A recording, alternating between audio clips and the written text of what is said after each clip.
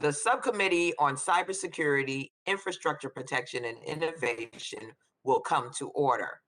The subcommittee is meeting today to receive testimony on securing democracy, protecting against threats to election infrastructure, and voter confidence.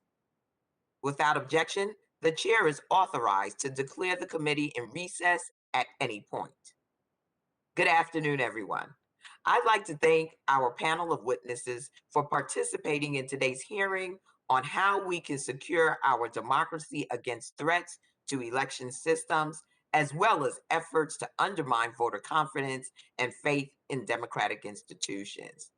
So much has changed since this committee held its first dedicated election security hearing in 2019, which was already about 2 years too late. That's because in 2017, as the rest of us were waking up to grave security threats posed to our nation's underfunded, outdated voting systems, Republicans controlled the House. And despite multiple requests by committee Democrats to hold hearings on election security, the Republican chairman largely declined to do so, except for a single hearing on threats to elections and other critical infrastructure. Still, Democrats got to work. The Democratic Task Force on Election Security worked to find solutions and make investments to help state and local officials upgrade and improve systems. And when Democrats regained control of the House in 2019, this work did not cease. It accelerated. We secured funding for election upgrades at the state level and built up capacity at the federal level, empowering CISA to work with election officials and other stakeholders to harden voting systems around the country. At the end of the day, we made enormous progress. Roughly 96% of voters used voter verifiable paper ballots, and the results were validated by legitimate, credible post-election audits in every swing state. Election security experts called the 2020 election the most secure in American history, in a year with historically high turnout during a global pandemic. It's hard to square that with what happened next. The outgoing president ratcheted up the disinformation campaign he'd been carrying out in open for weeks. Rather than accept his loss gracefully, the former president asked his loyalists to subscribe to baseless claims of voter fraud at a scale never seen in history to explain his defeat. Despite the obvious absurdity and total lack of evidence, former President Trump was somehow able to parlay this message into a campaign so effective that he convinced 145 Republican members of this very chamber to vote against certification of the election results. That same day, thousands of Trump supporters mobbed the U.S. Capitol with nooses, bear spray, zip ties, inflicting serious or even fatal injuries on Capitol police officers sent here to protect and serve.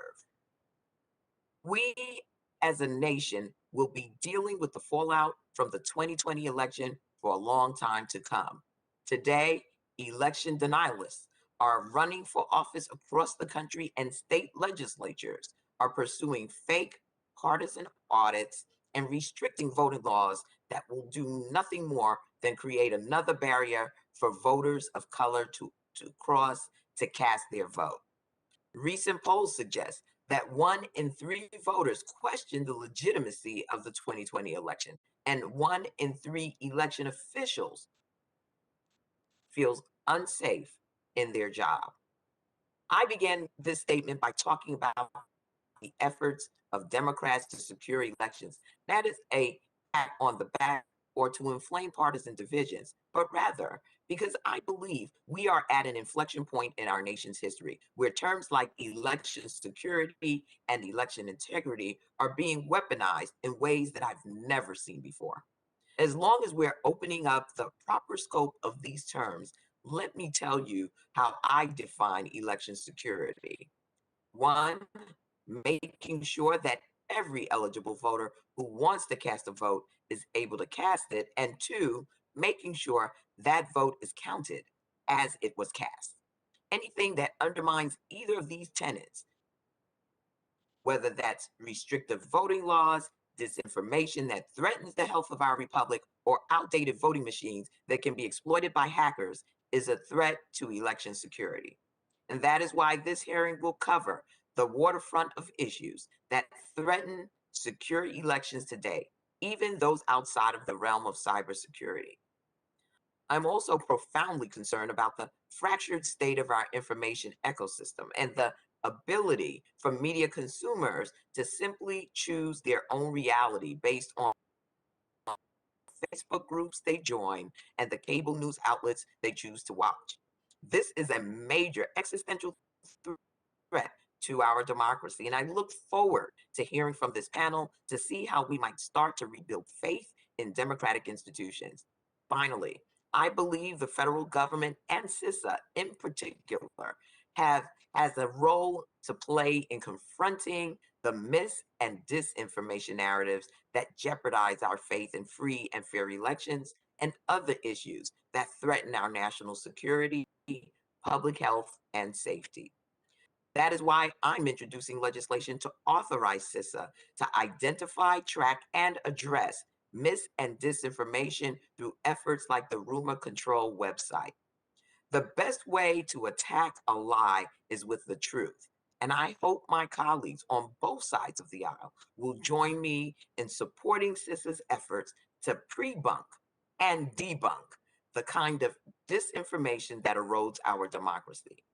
I thank our panel of witnesses for participating today, and I look forward to a robust discussion. The chair now recognizes the ranking member of the subcommittee, the gentleman from New York, Mr. Garbarino, for an opening statement. Thank you, Chairwoman Clark. Thank you very much for holding this hearing today. I appreciate our witnesses being here to discuss how we can support our state and local officials, secure election infrastructure from cyber threats, and examine ways to improve the tools and services provided by the Cybersecurity and Infrastructure Security Agency. In 2021, our nation experienced an unprecedented number of cyber attacks against our critical infrastructure. We began 2021 by analyzing the impacts of the SolarWinds cyber espionage campaign, and we ended the year by responding to Log4j, the most pervasive vulnerability the cybersecurity community has ever seen. This is not to mention the dozens of significant ransomware attacks throughout the year. On top of spikes in cybercrime, we are seeing a lack of faith among voters in our election security. As we enter 2022, we must keep a keen eye on the midterm elections and ensure that voters can be confident that their vote will count.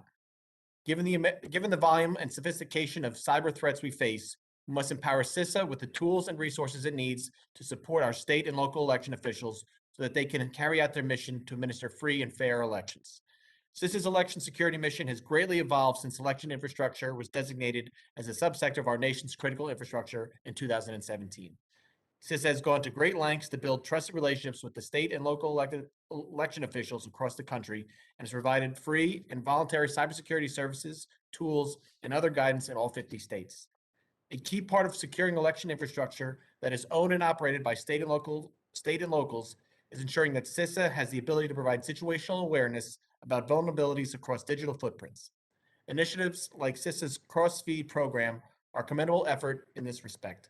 Crossfeed leverages the best available technology to attribute public-facing assets to the organizations that own them and provides CISA the ability to quickly detect new vulnerabilities. You can't secure what you can't see. In this real-time common operating picture, as well as several other CISA programs, continue to provide great value to the state and local officials across the country. I am pleased that we are joined today by Matt Masterson, who led CISA's election security work in the prior administration and built the backbone of the trusted relationships that CISA leverages today. Matt has experience in elections at every level, from administering them at the state level in Ohio to serving as commissioner of the Election Assistance Commission and as senior cybersecurity advisor for elections at CISA. I look forward to hearing from Matt about the practical, meaningful steps we can take to improve CISA's ability to support our state and local officials. I am determined to work with the state and local officials and other stakeholders in New York's 2nd Congressional District and across the country to improve their cybersecurity posture in the wake of increasing threats. This past August, I was pleased to host a roundtable discussion in my district with local government, critical infrastructure stakeholders, and CISA's Region 2 team, where CISA presented numerous tools and resources that they can provide to bolster critical infrastructure security free of charge. I'm also proud to have been an original co-sponsor of the Chairwoman's State and Local Cybersecurity Improvement Act, which was signed into law last year. While we can all agree more resources for our state and local governments are necessary, we must also ensure these funds are spent responsibly and have a meaningful impact on risk reduction. CISA plays a vital role here. This important bill is a tremendous step forward in our fight to enhance election infrastructure security at a local level. I look forward to hearing from our witnesses today about how Congress can bolster CISA's role in election security and how CISA can in turn support our state and local election officials. Thank you, Madam Chair, and I yield back. I thank our ranking member for his opening statement, and just to remind members that the subcommittee will operate according to the guidelines laid out by the chairman and ranking member in their February 3rd colloquy regarding remote procedures. Right now, I'm going to move us to our panel, and when and if our ranking member or chairman arrive, we will hear from them. I now welcome our panel of witnesses. First, I'd like to welcome Ms. Gauri Ramachandran, Ms. Ramachandran serves as senior counsel in the Brennan Center's Democracy Program, where her work focuses on election security, election administration, and combating election disinformation. Prior to her role at the Brennan Center, Ms. Ramachandran, was professor of law at Southwestern Law School in Los Angeles, California. Second, we will hear from Mr. Alex Stamos, the director of the Stanford Internet Observatory. At Stanford, he oversaw the Election Integrity Partnership, a coalition of researchers, civil society groups, and other stakeholders working to track and respond to election disinformation in real time. Mr. Stamos also served as a commissioner on the Aspen Institute's Commission on Information Disorder and is the is the former chief security officer for Facebook. Next, we have Mr. Ezra Rosenberg, who has served as the co-director of the Voting Rights Project at the Lawyers Committee for Civil Rights under Law since July of 2015. Mr. Rosenberg joined the Lawyers Committee in November of 2014 as special senior counsel in the Legal Mobilization Project, continuing a 40-year career in the public and private sectors. And finally, I'd like to welcome Mr. Matt Masterson, who serves as a non-resident policy fellow with the Stanford Internet Observatory. Prior to his current role, Mr. Masterson was a senior cybersecurity advisor at the Department of Homeland Security, where he focused on election security issues. He has also served as the commissioner at the Election Assistance Commission and on the staff of the Ohio Secretary of State's office. Without objection, the witnesses' full statements will be inserted in the record. I now ask each witness to summarize his or her statement for 5 minutes, beginning with Ms. Ramachandran. Thank you for joining us. Chairwoman Clark, Ranking Member Garbarino, and members of the committee, thank you for the opportunity to discuss election security. The November 2020 election was widely considered the most secure in American history, but an anti-democracy movement fueled by the big lie poses serious threats to elections. Taking these threats seriously requires expanding upon recent improvements to election security. In my testimony, I will cover 3 topics. First, I will describe what went right in 2020.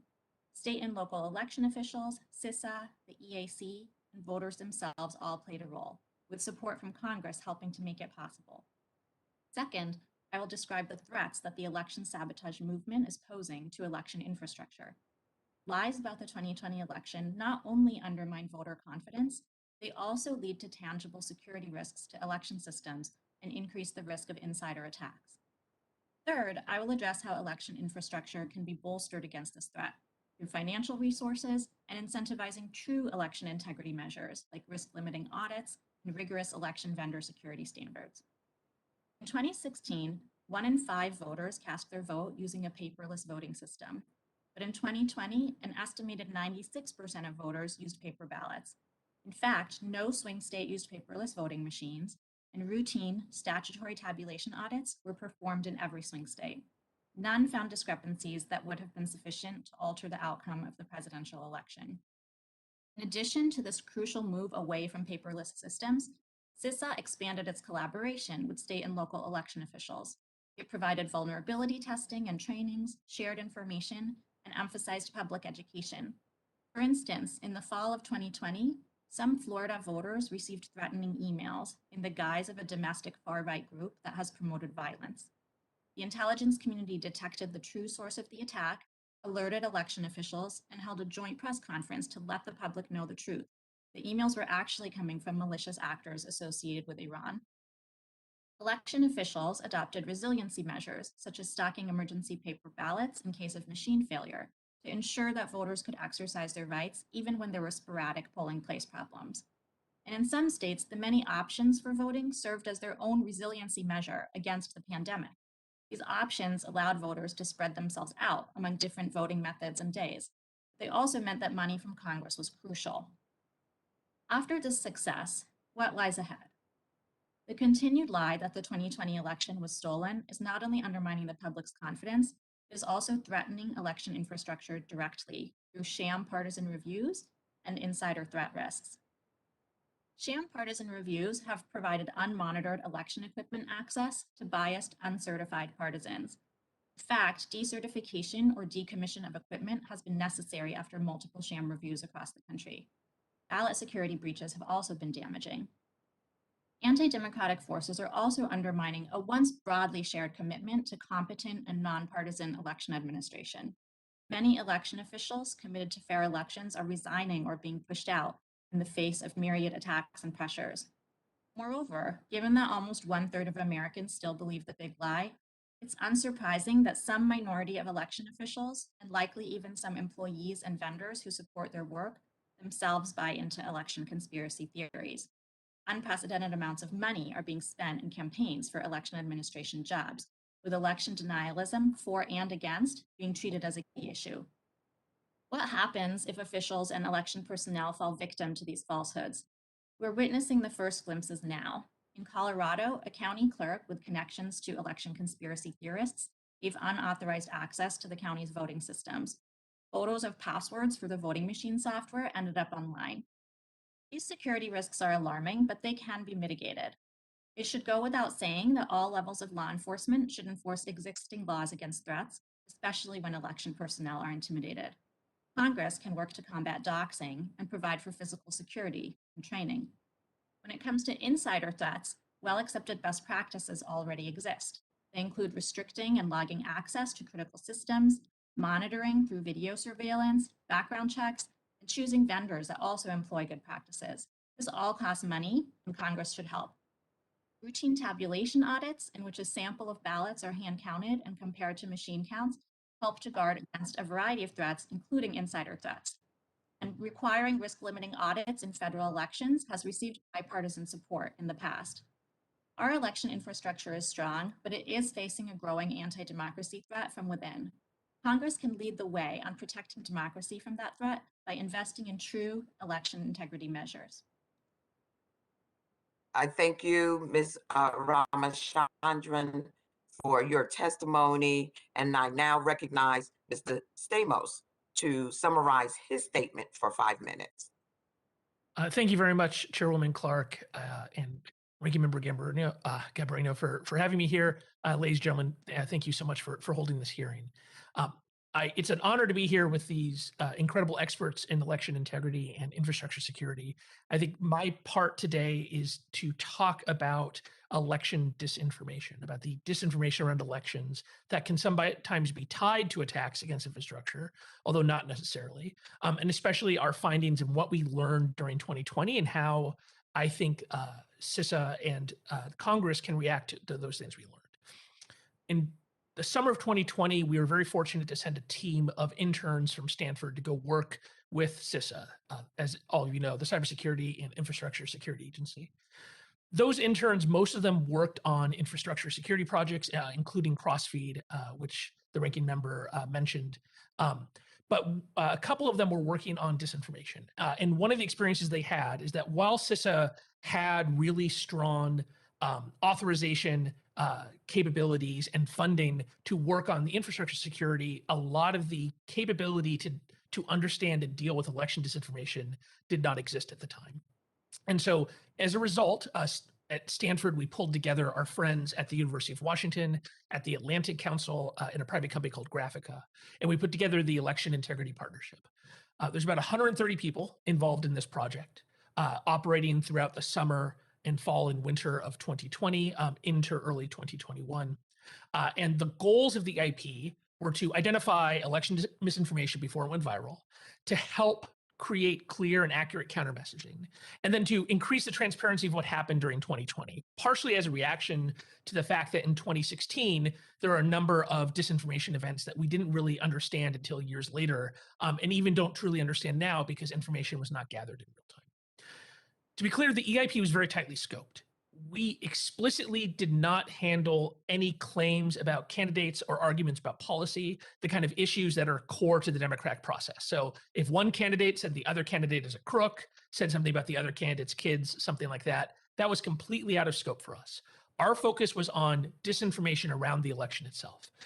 In our 4 areas that we defined was procedural interference. This is when you do things like lie about a poll location or say that the election's been canceled to try to get people not to vote. Participation interference, which try to convince people not to vote through disinformation, such as saying warrants are being checked when you vote, you might be arrested at the voting booth. Fraud, so content that asked people to do something illegitimate to try to influence the election. And then delegitimization, which is content that delegitimizes the results based upon false or misleading claims. In the end, EIP had partnerships with civil society, with CISA, the GEC, the Global Engagement Center at the US State Department, with major tech platforms, and then with thousands of local election officials via the multi-state ISAC. If you're interested in our results, they are available in a not very thin volume that I will wave around multiple times a day at eipartnership.net. You can get a paper copy there too. But I'll summarize a couple of, I think, the key takeaways of what we learned in 2020. The first is the disinformation around the election and then disinformation that led to January 6th was first primed by months and months of narrative building during 2020. Mostly, I think people recognized by allies of President Trump, basically saying this election is likely to be stolen. So the ground was set by months and months of kind of political messaging that this election is likely to be stolen. You should be on the lookout for anything that indicates that. This led to what we call both top-down and bottom-up disinformation. So there's disinformation that was created by elites that then was spread via social media, the normal media, and others. And then there's also disinformation that would come from the grassroots and then would be amplified by the elites. And so you end up with this interesting cycle of kind of the overall guidance of this is what our message is going to be coming from the top, but then a lot of the details being filled in by normal people on social media that amplify the social media. The vast majority of the election disinformation we saw was from Americans. There were a handful of notable incidents. Ms. Ramachandran mentioned a really important one around Iran. I'm sure we'll probably talk about that too. I think that's probably the most interesting one from my perspective, the Iranian involvement. But for the most part, disinformation is an American thing that we are doing to ourselves and doing to each other. Most of the content that went viral on social media didn't go viral organically or because of algorithms or amplification. It went viral because a small number of verified influencers decided to make it so. That a small number of people that we know exactly who they are, who have hundreds of thousands of millions of followers, decided that that was going to be the controversy that day, and then were able to turn that into a viral piece of content. And we have a number of examples of that we can get into if you like. One of our findings is that disinformation has become a real multimedia issue. And so the disinformation we're talking about is being spread on social media, but we also see it on AM radio, cable news, podcasts, a variety of different outlets. And so there's not one single place that you can kind of choke down on this. You have to look at the overall economics of the ecosystem. And then an interesting finding for us is that live video turned out to be a really big deal. And I'm happy to talk more about that. Well, thank you, Mr. Stamos. I appreciate your testimony. I now recognize Mr. Rosenberg to summarize his statement for 5 minutes. Chairwoman Clark, Ranking Member Garbarino, members of the subcommittee, thank you very much for giving me the opportunity to testify today regarding threats to election infrastructure and voter confidence.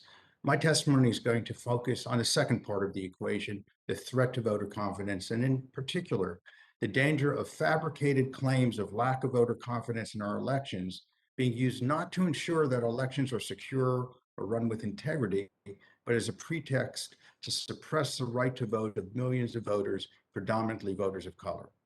It's important for this subcommittee to distinguish between legitimate, particularized, and supported cybersecurity concerns so as to protect against future and thankfully as yet unrealized security threats on the one hand, from the unsubstantiated allegations of lack of voter confidence in an otherwise secure system on the other. The former can lead to protections that will continue to make our elections secure. The latter have been used with increasing frequency to make it more difficult for voters to cast their votes and have their votes counted. In considering these issues, we urge the subcommittee to not allow the erection of unnecessary obstacles to voting built on the specter of false allegations of fraud and on self-fulfilling prophecies of lack of voter confidence. Although the right to vote is essential to all Americans, it is perhaps most important to those populations to whom it had been historically denied. As Dr. King put it, it is civil right number one. Unfortunately, before the ink was dry on the ratification of the 15th Amendment that guaranteed the right to vote to all Americans regardless of race, there were those who used every means at their disposal to stop Black voters and other voters of color from voting. It took more constitutional amendments and landmark legislation like the Voting Rights Act of 1965 to stop practices such as poll taxes and literacy tests and all-white primaries that had prevented voters of color from voting. The progress gained by these laws was great, but those who wanted to stop voters of color from voting were not deterred. For a few decades, they were severely hampered by Section 5 of the Voting Rights Act, which prevented those jurisdictions with a documented history of discrimination in voting from implementing changes in election practices without preclearance from the Attorney General or the court. But Section 5 was effectively gutted by the Supreme Court in its decision in Shelby County versus Holder. Now, all this is a preface to what's happening today. Literally from the second Shelby County was handed down, states formerly covered under Section 5 have used the supposed lack of voter confidence as justification for their implementation of election practices that make it demonstrably more difficult for voters of color to vote. First, they claim that their new practices are necessary to stop fraud when there is no evidence of fraud. Indeed, the minute number of alleged fraudulent ballots is far outweighed by the thousands of voters for whom voting is made significantly more burdensome in the name of the fiction of fraud. Then, where they cannot prove fraud, they point to public opinion surveys, which they say demonstrate the lack of voter confidence in the system, necessitating stronger protections. But these survey results are themselves the result of the lies, both big and small, spun by those who would use such pretexts to justify their imposing burdens, making it more difficult for certain people, predominantly people of color and lower income people, to vote. This happened in Texas in the failed attempt to implement a discriminatory photo ID law, and it's happening today, where spurred by the lies that the 2020 presidential election was stolen, including bogus claims of voting machine irregularities, laws have been passed in dozens of states, making it more difficult for voters of color to vote. The biggest threats to voter confidence are these lies. Now, that every such claim of irregularities in the last presidential election was rejected by the courts is of little solace. In the legend of the little boy who cried wolf, when real danger came, no one came to help him.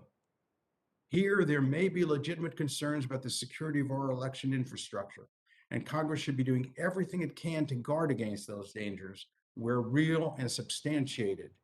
It should not be led off course by the pernicious lies of the boy crying wolf. and it should not permit the so-called lack of voter confidence fostered by those lies to perpetuate discrimination against voters of color. Thank you. I thank you for your testimony, Mr. Rosenberg. Finally, I recognize Mr. Masterson to summarize his statement for 5 minutes. Thank you, Chairwoman, and thank you, Ranking Member Garbarino and members of the committee for the opportunity to testify today. I'll skip the introduction as I appreciate the Chairwoman and Ranking Member providing my background. I led the work in election security at CISA. The 2020 election placed election officials at the center of national attention in a way that we haven't seen for decades, if ever. Record turnout and a smooth election day validated election officials' incredible work. Yet, despite their heroic work, election officials are facing threats against themselves and their systems, their workers, and even their families. This environment is not sustainable, and additional support must be provided to these election officials to ensure their safety and the security of our elections. Recently, myself and a group of students at Stanford published a report on the most pervasive threats facing election officials and the steps we can take to mitigate those. Those threats included physical threats against election officials, the undermining of confidence in election results through a now well-defined playbook available to both foreign and domestic actors, and inconsistent funding and a lack of governance structures around elections information technology. There are mitigations to these threats that can empower election officials, further secure our systems, and offer voters the types of evidence needed to reject this disinformation. These mitigations fall into 3 broad categories: funding, election official security, and system security and resilience. First, we must fund elections consistently at the state, local, and federal level. Regular and consistent investment in our elections is needed. A shared funding structure should be implemented in which all levels of government pay for their portion of each election. Second, we must ensure the physical security of election officials, offices, and staff across the country. The recent creation of the DOJ Election Threats Task Force is an important step, but much more must be done. First, the DOJ Election Threats Task Force should provide data after each federal election regarding the scope and scale of threats against election officials and the workers. Second, in order to ensure comprehensive data is collected, analyzed, and shared, local and state law enforcement should be required to share activity directed against election officials and workers with federal law enforcement in their state. Third, penalties must be increased against those who threaten election officials, workers, or their families. Congress and state legislatures should pass laws offering harsher penalties for threats or acts of violence against election officials or workers.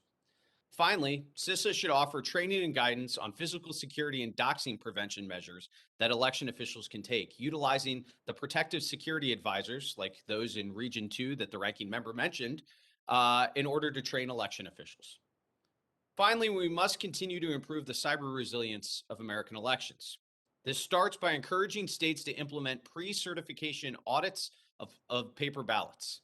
Second, CISA and the EI-ISAC should provide more proactive, scalable service to election officials, like Crossfeed, as was mentioned by the ranking member, a service that was provided in 2020.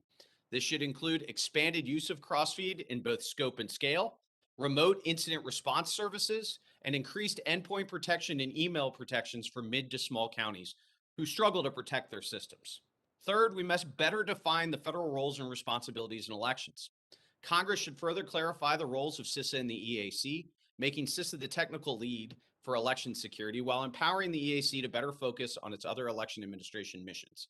Creating well-defined responsibilities for CISA and the EAC will allow both agencies to fully achieve their core missions, eliminating the ongoing federal infighting regarding roles and responsibilities, and creating clear lines of communications for election officials on these issues.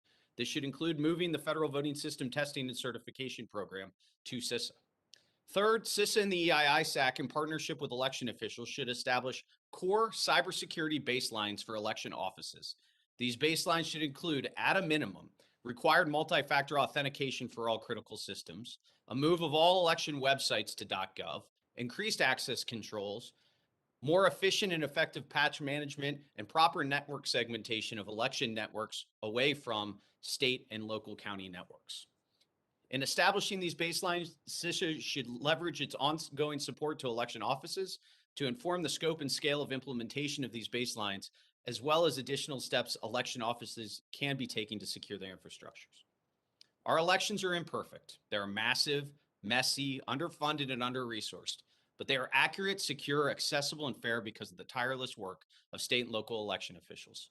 The only response to the ongoing threats against our democracy is a sustained investment in those working hard to protect it. I appreciate the time and I look forward to your questions.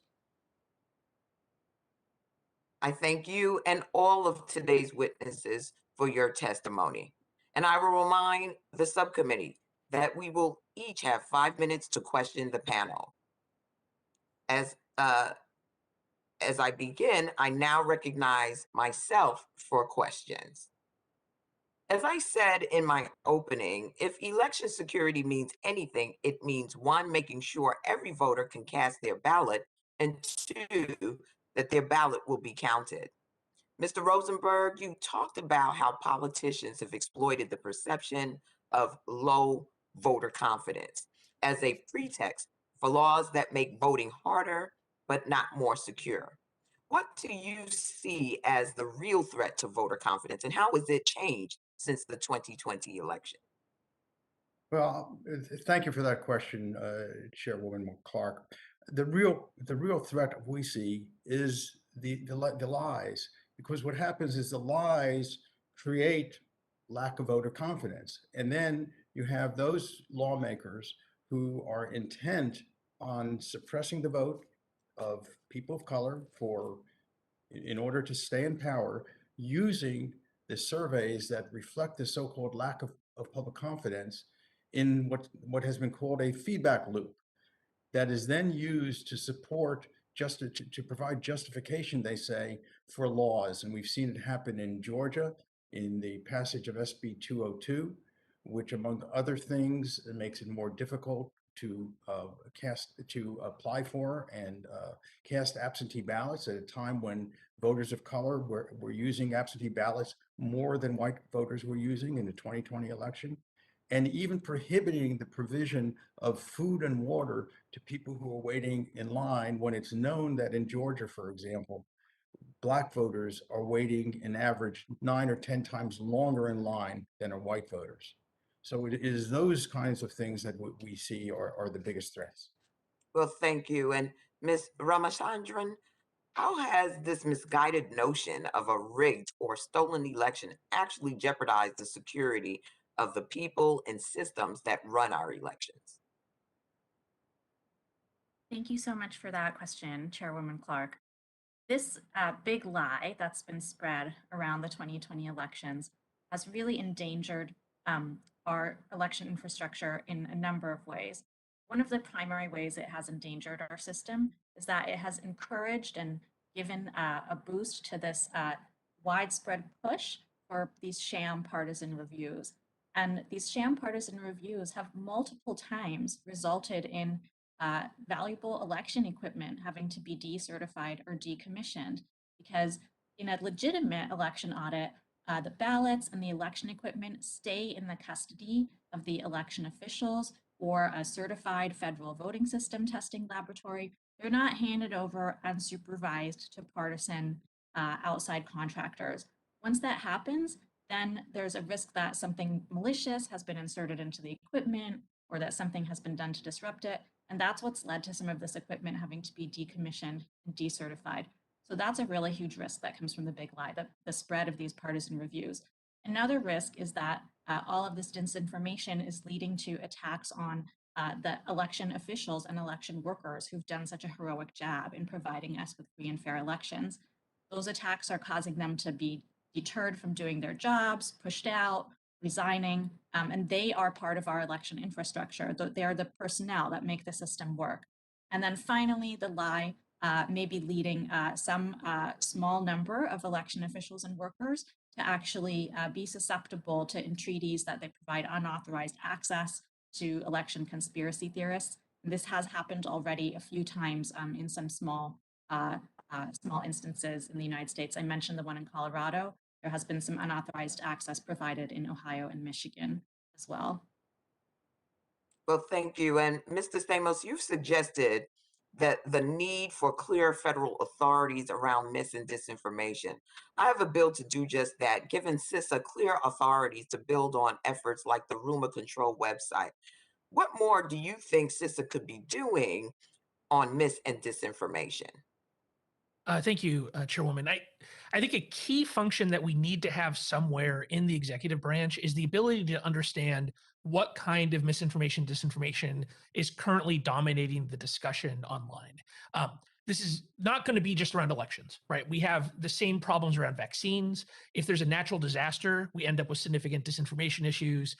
If we had a plane crash today, a tragedy, there would be conspiracy theories and disinformation being spread. And I think that's one of the things that that Congress should consider is where should that capability exist? And the capability is really just about understanding what's going on. But I don't think it's realistic for Health and Human Services, the FAA, FEMA, for every part of the government to have a group that can do the kind of deep social media analytics that is needed in these kinds of situations. And I think CISA is probably the place that you want to at least start. Thank you very much. My time has elapsed. I now recognize the ranking member of the subcommittee, the gentleman from New York, Mr. Garbarino, for his questions at this time. Thank you, Chairwoman. I appreciate all the witnesses' testimony so far. First, I want to start with Mr. Masterson. You have, as we've talked about with your bio, you have firsthand experience administering elections at the state level. State and local, and as you know, state and local election officials play a tremendous role in facilitating secure elections. On top of this already complex and burdensome responsibility, officials in New York are now faced with the difficult task of allowing non-citizens to vote, thanks to the new mayor, New York City Mayor Eric Adams' decision to grant more than 800,000 non-citizens the right to vote in municipal elections. The New York State Constitution is clear; its citizens are the ones who have the right to vote. But my question to you is: what are your thoughts about allowing non-citizens the right to vote? In addition to, what are your thoughts about how this is going to affect the election officials and their ability to do their jobs? Yeah, thank you, Ranking Member. First of all, it's important to note that for federal elections, non-citizens cannot register or vote in federal elections, which I think is appropriate. Anytime election officials are presented with additional responsibilities that include the use of more databases, more registration, separate registration activity, that adds a layer of complexity to their work that needs to be met both in resourcing and in support. And so anytime we talk about changes like this and looking at sort of the risk analysis that applies, we have to understand that the benefits against what we're asking these election officials to do in an increasingly complex environment that is also made more difficult by the constant need to provide factual information back out to voters, right? And so as decisions like this are made locally, it's our federal system at work, a deep understanding of what are we asking election officials to do? How will they communicate with the public? What impact could this have on both the administration and confidence in the election process is really, really critical because it's hard work. They have little resourcing and they're being asked to do more and more. Yeah, and specifically, municipal elections, the city council and the mayor only have control over the city council, but there are not just city council elections. I mean, there's Supreme Court seats that are up for election in New York. There's state court seats, special elections to fill state and congressional seats that are held in the off years, in the odd years. So, what are the election officials going to have to do? Are they going to have to create separate ballots? I mean, what kind of process is this going to do? And how confusing can it be? Yeah, thank you, Ranking Member. I'm not specifically familiar with all the language in the bill, but anytime you're asking for sort of a separate registration system, it increases, as you noted correctly, the complexity of what databases have to be administered, what the registration process looks like, and how you create that separation, and then how you're going to create ballot styles. I mean, depending on how the jurisdictions administer elections, you're talking about thousands of ballot styles and ensuring that the right people get the right ballot styles, all things that election officials are used to, but layering on these responsibilities is a challenge. And when making changes like this, understanding the risks that are involved, understanding the responsibility and the additional burden that's being placed on the administrators is really important so that they can do their job and succeed at it.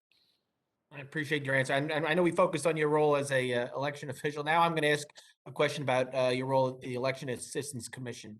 In your report, you recommended that Congress reforms the EAC and designate CISA as a technical lead for elections, which would allow the EAC to focus on its core mission of election administration. Can you walk us through how this would look in practice?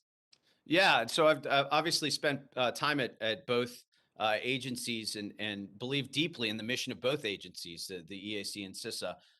Right now, what you have is sort of a muddied waters on sort of the technical responsibilities, with the EAC administering, for instance, the testing and certification program of voting systems, providing guidance through their clearinghouse. What I'd like to see, in order to save valued resources, I mean, the EAC is small and has limited resources. CISA, much larger, but has a huge mission space, is to really say, okay, CISA, you're the technical lead. You worry about the cybersecurity, the infrastructure, physical security, advice and guidance. You support through the Elections Information Sharing and Analysis Center, the sharing of threat and risk data. And EAC, literally, you can now focus on everything else: grant distribution, best practices around things like poll worker training, ballot layout. I mean, there's so much more. And so CISA has the expertise. CISA is out with the election officials, providing thousands of assessments, right, throughout the year, and understands both the maturity, the cybersecurity maturity of these offices, and the risk framework around them. I appreciate that. I know my time's expired, so I will yield back. Thank you, Ms. Masterson. Thank you, sir.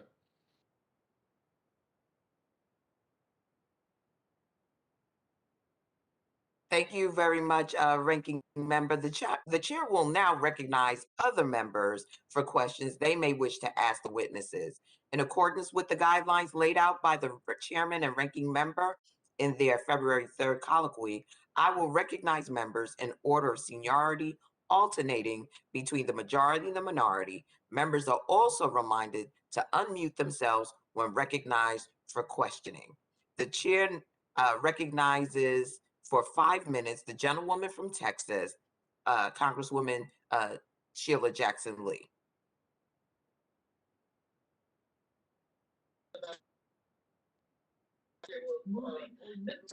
Madam Chair, if I could be delayed and yield to one or two other members, please.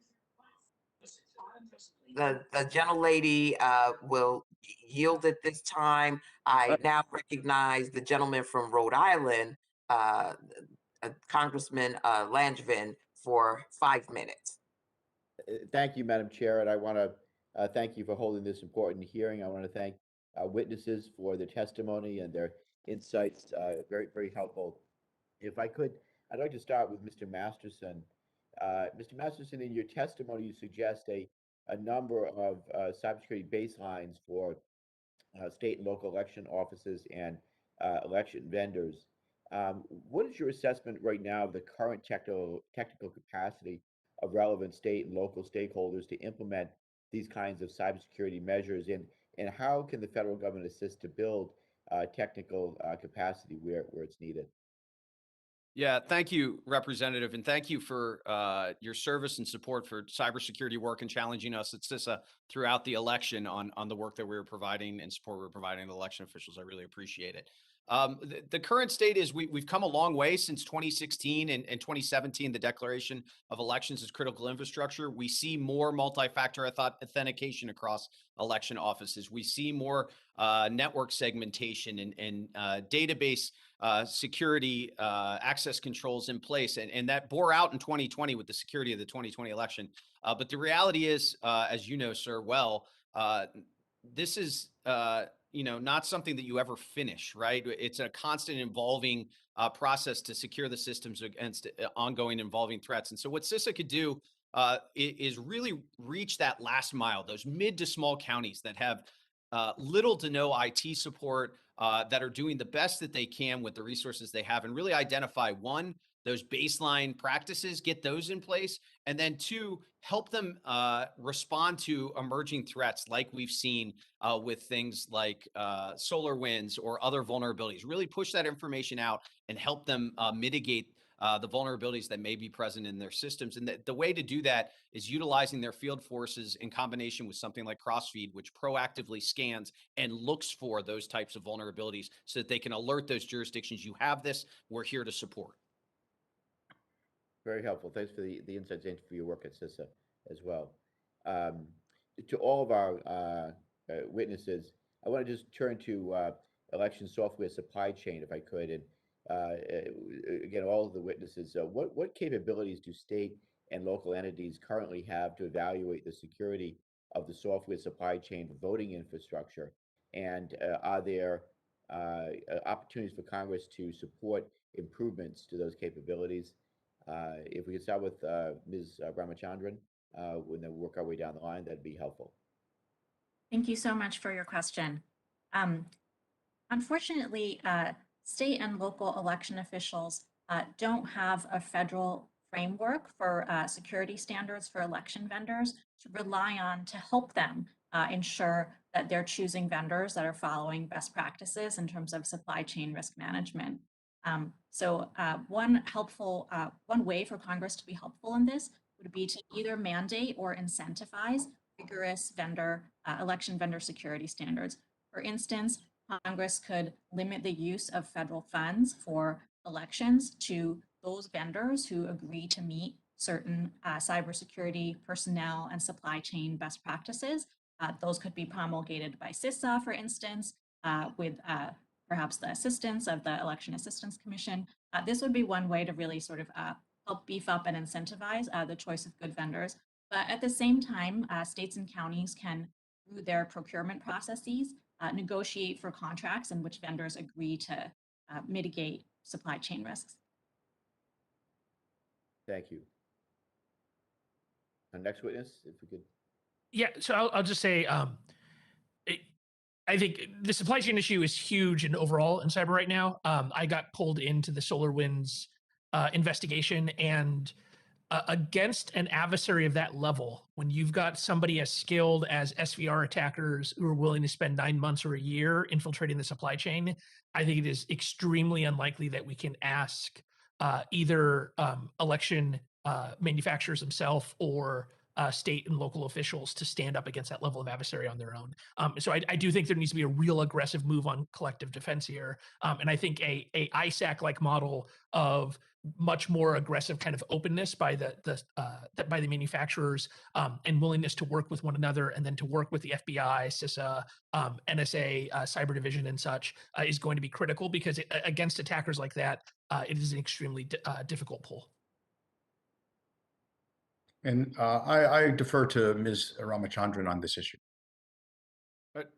Sir, the only other thing I would add is the assumption in elections that we shouldn't be reliant on the performance of or security of the software and hardware counting the votes, which is why paper ballots and post-election audits are so critical. That we have that check pre-certification to verify the results and to know that the votes were counted as cast. And so a continued focus, we've seen great improvement, as was noted, 96% of votes cast in this last election were on auditable paper ballots. A continued expansion of the use of those paper ballots and auditing them is critical to this. Yeah, the chair now recognizes for 5 minutes the gentlewoman from Tennessee, Mrs. Harshbarger. Thank you, Madam Chair. And thank you, witnesses here today. This question is for Mr. Masterson. You know, numerous polls recently have shown that an overwhelming majority of Americans support common sense election security measures like voter ID laws, including 77% of Black voters, 78% of Hispanic voters, and many laws, because of those things, have enacted such laws to institute those voter IDs. In your view, would federal legislation that nullifies or undermines these popular state election security laws like voter ID increase or decrease election security, sir? Yeah, thank you, Representative. Voter confidence, as the research has shown, is a fickle mistress in that it's largely dependent on how your candidates fared in the prior election. And so for me, legislation, whether at the federal, state, or local level, should be based on what information, what data can we provide to voters about the process to increase their understanding and confidence in the individual security of their vote? And two, What do state and local election officials need? There's a reason, and it's appropriate and it's good that state and locals run elections so that they can engage directly with voters about the protections they put in place. What support, what information do they need in order to secure their process and go out and talk directly to their voters about the steps that they've taken? So for me, any legislation based in those principles is important. Yes. Well, you know, cybersecurity. Have you ever watched the documentary Kill Chain? Yes. Okay. And tell me your thoughts on that when it delves into voter integrity in cybersecurity world.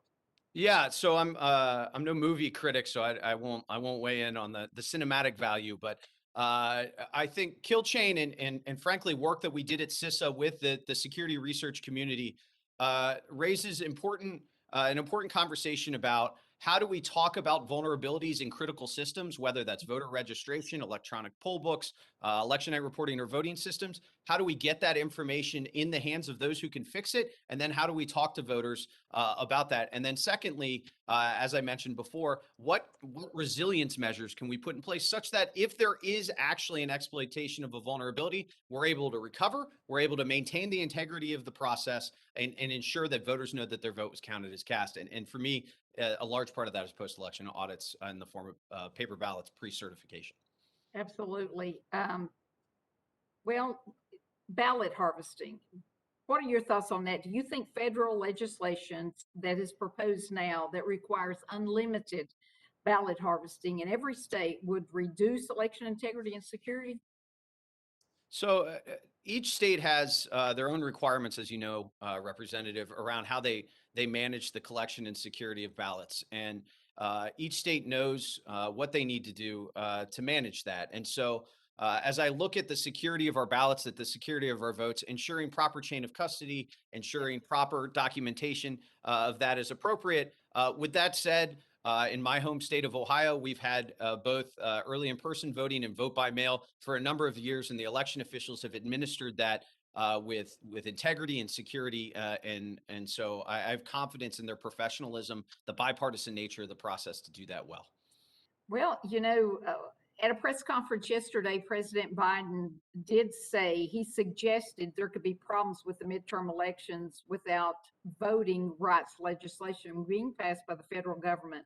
So therefore, you know, basically what he said was it could easily be illegitimate in the midterms coming up. And, you know, that sends a message now that maybe this won't be done properly with these election officials. What are your thoughts on what he said? Just as in 2020, where the election officials heroically performed in the face of a global pandemic, record turnout, and challenges across the board, I have full faith and confidence in them, and would hope that nobody would use the question of the legitimacy of our elections for any purpose, and understand and work with those election officials to understand the steps they take to protect, like they did in 2020. Okay. Well, thank you, sir. And Madam Chair, I yield back. Thank you. Thank you. The chair now recognizes for 5 minutes the gentlewoman from Texas, Ms. Sheila Jackson Lee.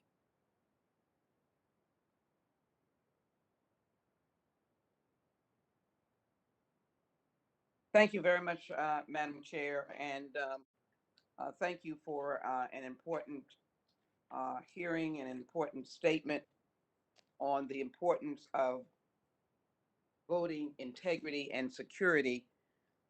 I do my questioning in the backdrop of a tragic and unfortunate action on the floor of the United States Senate, when I think those who voted obviously misinterpreted their responsibilities in securing democracy. But part of that, of course, is the infrastructure. And I want to begin the brief time that I have for my questions to at least note that the elections representative under the past administration clearly made sure that there was no fraud in the 2020 election of any sizable amount. In addition, there was no fraud of any sizable amount indicated by the Republican Secretary of State in the state of Texas. But yet we have been the victims of a brutal scheme of purging voters, of establishing new crimes in voting, and a number of impediments to mail-in voting, impediments to early voting. And so even aside from the infrastructure, we are rife with the challenges that we would have.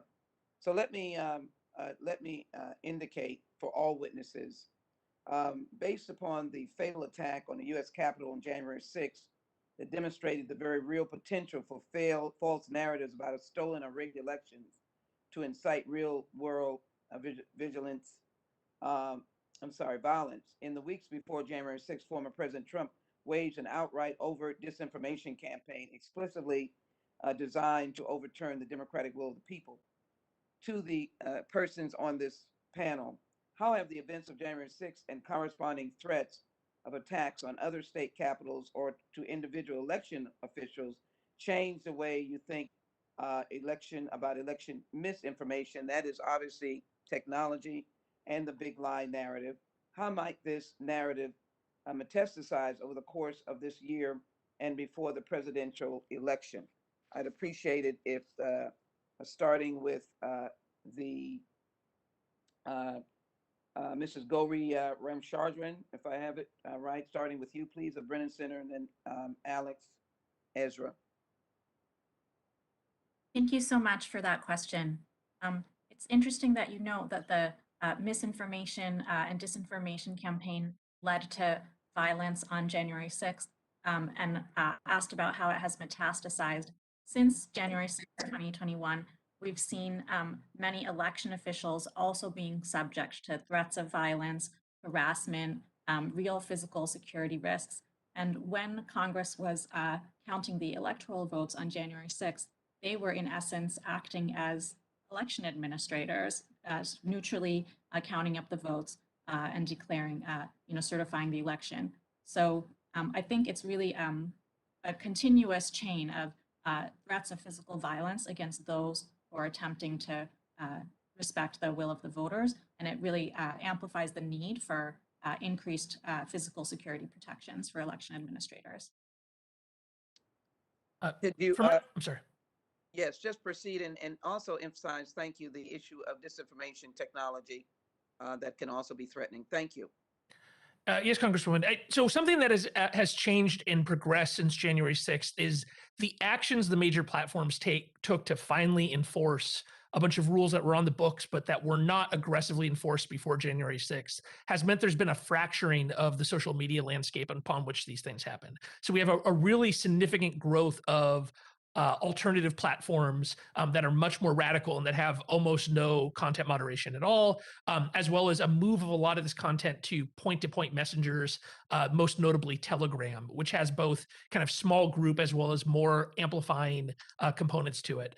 And so the net effect of that is that our ability to understand what's going on is actually much reduced versus where we were in 2020, because most of these platforms have no official way to study them, and we don't really have the legal frameworks in place to authorize either the government or independent groups like our own to be working on this, which is why we've been pushing for transparency legislation that I would love for Congress to take up. And I would just add one thing, Congressman Jackson Lee, and it's really has to do with your state of Texas, which has this unfortunate history of intimidation against people of color when they're voting. And SB 1, which is Senate Bill 1, which was passed this year, gives partisan poll watchers virtually untrammeled access to polling places that will increase the opportunity for that kind of intimidation, while at the same time it criminalizes any obstruction with the partisan poll workers by election judges. And that to me is a very serious thing, particularly in light of the events of January 6th. Those are really sharp evidences of an attack on the election infrastructure, and the cyber question, and I'm grateful to the chairwoman for this hearing, is out of control and will continue to be if we do not, as you've said, provide transparency and also some framework for the utilization during election periods. The chair now recognizes for 5 minutes. I yield back. Thank you. The chair now recognizes for 5 minutes the gentleman from Georgia, Mr. Clyde. Thank you, Madam Chair. The statement that the November 2020 election was the most secure election in American history, that, in my opinion, is the big lie. That is what we heard in my own state of Georgia. But now we are finding out about massive ballot drop box stuffing, ballot harvesting happening between 2 a.m. and 5 a.m. in the morning. Who takes their ballot down and puts it in the drop box between 2 a.m. and 5 a.m. in the morning? Where one person has admitted to being paid $45,000 to harvest 4,500 ballots. That's $10 a ballot. And that's only one person. They brought evidence to indicate that over 240 people were involved. And if they all harvested only 1,000 ballots each, that would be over 240,000 ballots. And the 2020 election is called the most secure in American history. No, I'm sorry, but that is the big lie. So I have a couple of questions for you now. Ms. Ramachandran, do you believe that photo IDs used to verify voter identity increase election security? Just yes or no would be fine. No, I don't believe photo ID is necessary. So you don't believe that photo ID increases election security. Okay, that's fine. Mr. Alex Stamos, if you would tell me, do you believe that photo ID increases election security? It's not really my area, sir. I'm sorry. I don't have an opinion. You don't have an opinion on voter identity. Okay. All right. Mr. Rosenberg, I believe, if I remember correctly, that you made a comment in your statement that you called photo ID discriminatory against people of color. So do you believe that photo ID increases election integrity or election security? ID used to verify voter identity? Congressman, there is no evidence of in-person voter fraud, which is the only thing that voter ID protects against. And in Texas. Okay, so just yes or no. Yes or no is my question to you. No, I do not believe it increases security because there's no evidence of in-person. Okay, all right, thank you. So you're a no. Mr. Masterson, do you believe that voter ID increases election security by verifying a voter's identity? So each state has their own identification requirements for each part of the process, and I trust the state and local election officials to understand what they need to do. Okay, so you don't have an opinion then? I mean, each state sets it and follows it, and my opinion is that they understand what their voters need and how they have to secure the process for each part of the process. Okay, all right. Okay, well, that definitely tells me where each of the witnesses stand when it comes to voter ID. You know, we use government issued picture ID for many things to verify exactly who you are. I couldn't fly here without showing a valid picture ID to TSA at the airport. In fact, even to go eat now in Washington, D.C., you have to have a valid picture ID and a vaccination card to show who you are and the fact that you're vaccinated. And the number one thing that our Constitution protects, and that is one person, one vote. And, you know, for folks not to think that voter ID is important is just stunning to me. But Mr. Masterson, during your time at CISA, you spent most of it speaking directly to state and local election officials about their cybersecurity capabilities and what resources they need to secure their systems. So what CISA services had the greatest positive effect on election security, in your opinion? Yeah, I appreciate the question, Representative. In my opinion, those services that we provide at no cost out to those mid to small counties, including some in your home state, that allow them to identify possible vulnerabilities in the systems and mitigate those vulnerabilities. So cyber hygiene scans, penetration testing, cross-feed, those types of services. And then the biggest benefit that I think we provided was the establishment of an information sharing and analysis center where all election officials have access to ongoing threat and risk information. Okay, are there any specific services that CISA should be looking to expand or add? Absolutely, I appreciate that, Representative. The first is expanding cross-feed, both in scope and scale. So scanning for additional connectivity, including working with voting system manufacturers to look online if voting systems are connected. The second is looking to expand remote incident response services and email security. How can they help support better email security, working with state election officials, because we see email as high risk and exploited often in these mid to small counties. Okay, thank you very much. I appreciate that. And Madam Chair, I yield back. Thank you. The chair now recognizes for 5 minutes the gentlewoman from Michigan, Ms. Slotkin. Thank you, Madam Chairwoman. Thanks to all our witnesses for joining us. The thing I want to talk about is the threats of violence to our election officials. That is something that I'm from Michigan. It's just been the kind of thing that's really infected our electoral process, and I fear is actually dissuading people for running for clerk, which means people are just not going to participate in upholding the democracy. So the example I have here is Tina Barton. She was a Republican elected clerk in Michigan, in one of my bigger cities of Rochester Hills. She corrected like a clerical error in 2020 on election night. Leaders of her own party claimed that there had been widespread fraud in Michigan's elections, and they tried to pressure her into casting doubt on the results of Michigan's election. She did the right thing. She literally got on camera and refused publicly rebutting this disinformation. But then, like, the onslaught came, but right, just by doing that, doing her job, her and her husband, who's a sheriff's deputy, began to receive death threats. They had to upgrade their own home security systems, thousands of dollars. And after 8 years of serving Rochester Hills, she went on, and now she's doing bigger and better things at the Election Assistance Commission. But she's not alone. We have clerks from Lansing, Michigan. Chris Swope, he's received a number of death threats. It's just very common. And the majority of the clerks in my area are Republican.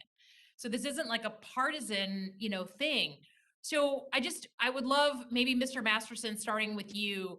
You've laid out some things that CISA and DOJ can do to protect election workers, but just tell us what works. Like, what actually works to protect the people at the ground level who are on the receiving end of this vitriol? Yeah, thank you, Representative. Accountability works.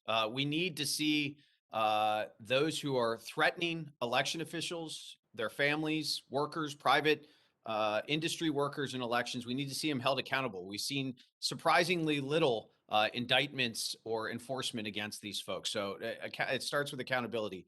And then secondly, additional resources, allowing these election officials, for instance, and judges, law enforcement officers get this benefit in many states, but protecting their personal information, right? So there are laws that could be passed to ensure that doxing is at least difficult or hard to do against these folks. So those are the two things that I think of immediately that would help. Great. And then I think maybe for you and Mr. Stamos, I have this, we're all talking about how to make sure that our kids know what's real information and what's disinformation. And I hear all the time from moms, like, how hard it is to tell their kids where they can reliably get information and how to teach them. So I have a bill on digital literacy for kids.